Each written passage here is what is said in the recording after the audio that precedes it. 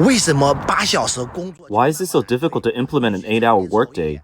If you go to a factory, you'll see that there's a very harmful way to punish workers by not allowing them to work overtime. If you can't work overtime, your salary will be only the basic wage of just over 2,000 yuan, and it's impossible to survive on that.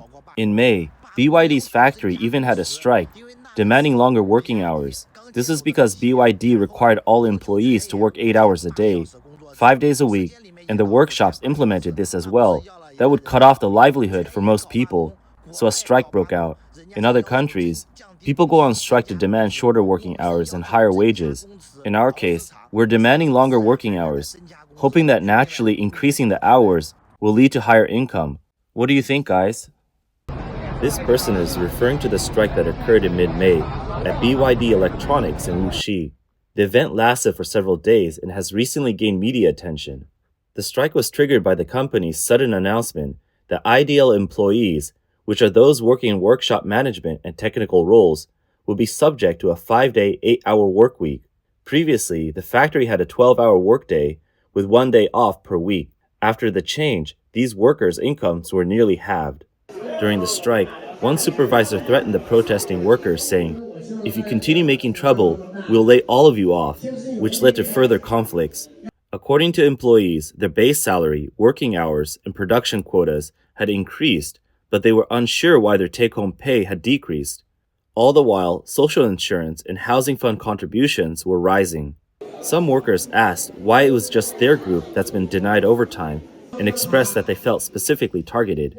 Others questioned how long the off-season would last and when overtime would be restored. Some people even asked if the company can guarantee there will be no layoffs in 3 months. The idea of protesting for more overtime may seem unbelievable in other countries. While the rest of the world is pushing to reduce working hours, Chinese workers are demanding longer hours. In fact, Chinese employees do not enjoy overtime, but are forced into it. To reduce costs, Chinese factories typically set basic wages closer to the national minimum wage. To support their families, workers have no choice but to accept long overtime hours, as the law mandates a 1.5x pay rate for overtime and 2x for weekend overtime. BYD's job posting in Wuxi shows a basic salary of only 2,490 yuan, which aligns with the minimum wage in Jiangsu province. People have pointed out that, as the world's leading electric vehicle manufacturer, BYD should not be so harsh on its own country's workers. BYD's Wuxi factory was formerly Jabil Greenpoint Technology, which is a subsidiary of Singapore-based Jabil Incorporated, and primarily engaged in consumer electronics manufacturing. In December 2023, BYD acquired Jabil's factories in Chengdu and Wuxi for around $2.2 billion. Jabil, the world's third largest electronics manufacturer, saw Wuxi as a key production base, with sales of around 17 billion yuan in 2021. In an 8-K report submitted to the U.S. Securities and Exchange Commission in 2024, Jabil mentioned that the company's board approved a restructuring plan in 2023. The plan included allocating 150 to 180 million US dollars in severance and benefits for employees in the 2024 financial year. However, workers at the BYD Wuxi factory did not receive any economic compensation from Jabil. In addition to the lack of compensation, workers are now facing indirect layoffs through BYD's strategies. According to a video from Chinese TikTok, Jabil had issued an official statement assuring workers that after the transaction is completed, whether they are permanent or outsourced workers, everything will remain unchanged for 18 months. However, just 5 months later, in May 2024, BYD began implementing the 5-day, 8-hour workweek for IDL employees. 2 months later, on July 8th, BYD's Wuxi factory issued an announcement banning workers from taking on other jobs, including temporary work, part-time, or working as rideshare drivers or food delivery, without the company's consent. This sparked further discontent, with workers suspecting that BYD was starting a new wave of indirect layoffs. Despite BYD's repeated claims that there were no plans for layoffs, these tactics are seen as a way to force workers to resign voluntarily. Both workers and other Chinese people on public forums believe BYD is attempting to avoid paying statutory severance. In stark contrast, a strike also occurred at BYD's factory in Vietnam in September. Here's how BYD responded. Reports indicate that workers at BYD's factory in Vietnam which had been open for less than 3 months by June 2024, listed 7 demands. 1. Night shift wages should be 130% of day shift wages. 2. The food provided at BYD was of poor quality and must be improved. 3. The meal allowance of 130,000 Vietnamese dong, around 320 yuan, was too low. 4. The minimum wage of 4.2 million Vietnamese dong, around 1,250 yuan, was too low, and 60 yuan less than other factories in the same area, which was unacceptable. 5. Any overtime under 2 hours would result in performance deductions, which was deemed unreasonable. 6. The right to rest during women's menstrual periods. 7. No break time between shifts policy needed to be changed. BYD quickly reached a settlement with the union, agreeing to all 7 demands. However, despite these adjustments, hundreds of workers continued to strike. 今天聊一聊比亚迪越南工厂罢工。 The primary reason BYD set up factories in Vietnam is the cheap labor. BYD doesn't just produce cars. The company operates in many other sectors, such as face masks, low-end semiconductors, and electronic components processing. BYD's factory in Vietnam focuses on electronics, manufacturing products like Apple's tablets. Foxconn also has a factory in Vietnam, but why hasn't it experienced this kind of situation? This highlights the difference between the two companies. BYD simply transplanted its domestic management practices into Vietnam, which the local workforce strongly resisted, leading to the strike. What works for Chinese workers doesn't necessarily work for Vietnamese workers. When you apply the same approach to them, they strike.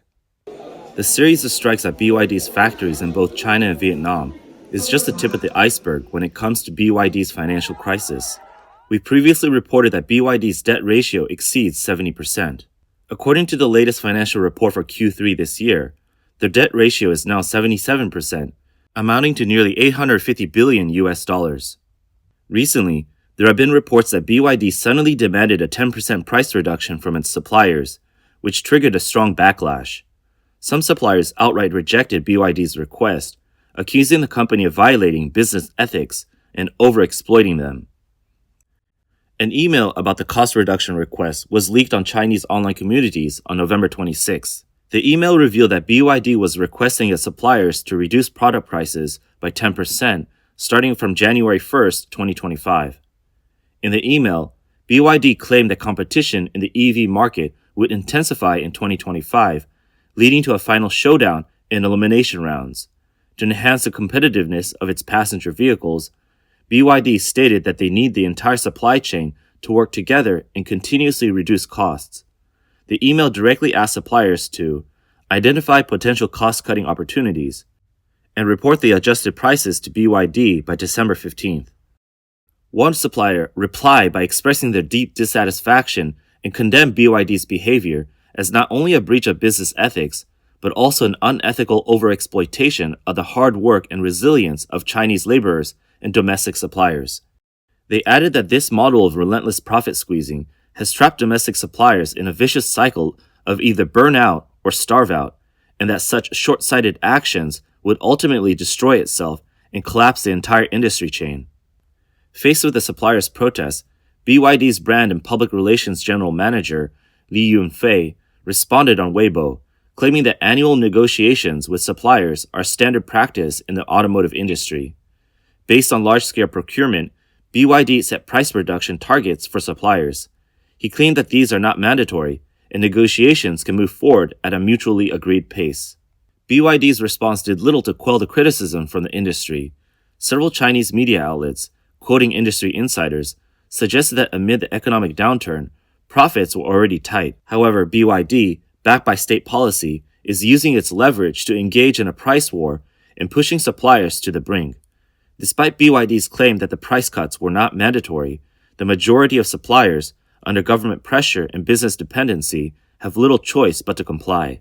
The industry has warned that this vicious cycle is rapidly deteriorating the quality of BYD's products. BYD's financial report shows that the company's non-operating income for the first 3 quarters of the year reached over 730 million yuan, a nearly 50% year-on-year increase.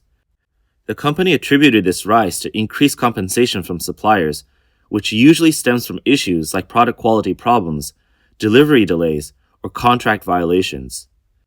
However, the compensation from suppliers is far less than the collateral damage BYD faces due to its own product quality issues. In fact, back in May last year, Great Wall Motor filed a formal complaint with the government alleging that several of BYD's cars did not meet emission standards. BYD's short-sighted actions are ultimately damaging consumers and itself. Dr. Zhu Yuezong, an assistant professor of finance at Southern Taiwan University of Science and Technology, noted that while China's EV industry may appear prosperous, it's important to acknowledge that the significant costs involved in achieving this development. He explained that the challenges go beyond quality issues. BYD is also dealing with international sanctions against China, including higher tariffs on Chinese EVs and product bans. As a result, BYD is being compelled to focus on markets that are relatively more friendly, such as those in Eastern Europe, Latin America, and ASEAN countries, in order to circumvent these restrictions. Zhu suggested that BYD may have taken on a significant amount of debt to establish new factories in various overseas locations, where costs tend to be even higher. He pointed out that if the company is unable to reap sufficient benefits from these investments, it could face serious difficulties. As of this year, BYD has established production bases in countries such as Thailand, Uzbekistan, and Brazil, and plans to expand into Turkey, Spain, and Mexico. Among them, BYD is trying to use its Mexican factory to export to the United States. However, US President-elect Trump announced that he would impose a 25% tariff on all goods from Mexico, leaving BYD in a difficult position, as a plan to set up a factory in Mexico to avoid tariffs has now hit a roadblock.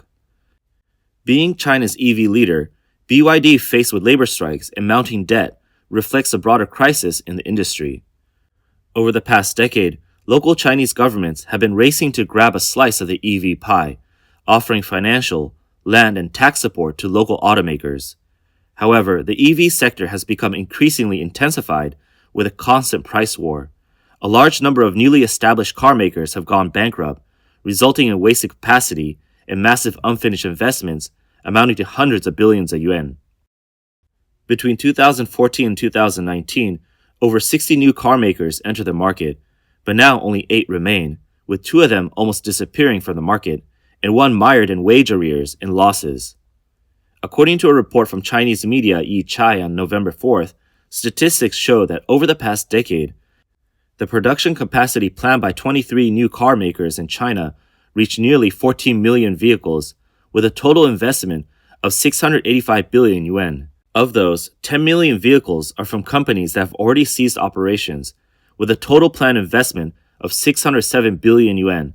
An estimated 4 million vehicles are from companies that have already started production, and the cumulative financing amount stands at 107 billion yuan. In 2014, spurred by Tesla, China entered the wave of new car makers. Led by NIO, a large number of new car manufacturers emerged, with the number of car makers peaking at over 100 at one point. 10 years later, statistics from Yi Chao show that only a few local government-backed companies, such as Li Auto, Li Motor, XPeng, NIO, and Xiaomi, remain successful. The majority of local new energy vehicle manufacturers have gone bankrupt or closed, leaving most investment in production bases unrecoverable. Evergrande Auto, Baoneng Auto, and Levdio are among the failed car makers. Evergrande Auto had planned a total investment of over 280 billion yuan and aimed for an annual production capacity of 5 million vehicles by 2035, but since this year, its sales have dropped to zero. Baoneng Auto had planned an annual production capacity of over 3 million vehicles and a cumulative investment of more than 100 billion yuan. However, the sales of the brand it acquired, Qoros, peaked at 63,000 vehicles in 2018, only declined sharply afterward. In 2021, Qoros sold just 5,200 cars, and by 2022, sales had dropped to 720, before disappearing entirely. Levdio, originally a low-speed EV manufacturer, had planned an annual production capacity of 1.85 million vehicles, but its sales were only 3,000 vehicles in 2022, and sales for 2023 have dropped to zero. Currently, the China Automotive Technology and Research Center shows that the only major stakeholders in new car makers are 8 companies, which are Li Auto, Li Motor, NIO, XPeng, Xiaomi, Hozon Auto, Ji and Haikan. According to sales data from October, G-Sure and Haikan each sold fewer than 50 vehicles in that month. From 2014 to 2019, there were over 60 new car makers, with as many as 400 companies registered that did not even produce cars. Hozon Auto, a brand under Haikan, has a strong presence in Southeast Asia, but is now facing severe financial difficulties. Since October of this year, more and more employees of the company have posted online, demanding pay and have formed rights protection groups. In 2023, Neta Motors incurred a loss of 7 billion yuan, with cumulative losses of 18 billion yuan over the past 3 years. It remains uncertain whether it can survive this winter. In November, Haikan Auto laid off all the employees in its Shanghai branch and has yet to pay severance to those dismissed. Currently, Haikan's Guangzhou headquarters is down to just over 50 employees, barely maintaining basic operations. Chairman of Great Wall Motors, Wei Jianjun, mentioned in October that between 2020 and 2023, many new car makers had gone bankrupt. Among the companies that have already collapsed or are struggling for survival are Hi-Fi and Haikan. NIO and the now bankrupt Hengqi Auto have both suffered losses exceeding 100 billion yuan. From 2018 to the first half of 2024, NIO's net losses amounted to over 96 billion yuan, adding the 4.4 billion yuan loss from Q3 this year. The total loss has exceeded 100 billion yuan. Evergrande Auto disclosed in its 2023 financial report that as of the end of last year, its cumulative losses had reached 111 billion yuan, with a loss of around 12 billion yuan in 2023. In the first half of 2024 alone, it lost 20 billion yuan. As of June 30th this year, Evergrande Auto's total assets were 16 billion yuan, with total liabilities amounting to 74 billion yuan, while it only delivered over 1,400 electric vehicles. This means that Evergrande lost 80 million yuan for each car sold. Evergrande founder Hui Kang-young's Hengqi Motors, created in 2018, officially filed for bankruptcy protection in July 2024. Chinese current affairs expert Wang He explained that the automobile industry is highly competitive, and these new car makers do not have sufficient funding. Many factories fail to achieve economies of scale, and their technological capabilities are weak. Some companies are also poorly managed. He commented that in the face of ruthless market competition, it is inevitable that many of China's new car makers will go bankrupt. Professor Ding Shufan from the National Chengchi University in Taiwan noted that some Chinese automakers are products of local government support. He explained that many local governments in China are now on the brink of bankruptcy and unable to pay wages, making long-term subsidies unsustainable, meaning this wave of bankruptcies is unlikely to change. Although BYD is a flagship of China's EV industry and receives significant national financial support, its overseas markets are now being heavily restricted. In the domestic market, economic downturns and intense competition have made it difficult to sustain its growing debt. The continuous media exposure of BYD's troubles is a sign. Before its collapse, Evergrande was often called too big to fail and was believed to have a strong enough backing to avoid disaster. However, it ultimately could not escape its downfall. In comparison, BYD's scale and backing are much smaller than Evergrande. With its debt at about a quarter of Evergrande's peak, signs of trouble have already begun to surface. The collapse of the real estate industry might soon be mirrored in the EV sector. Many wonder if BYD could be the next Evergrande to trigger the downfall of China's EV industry. Well, in fact, the signs are already apparent.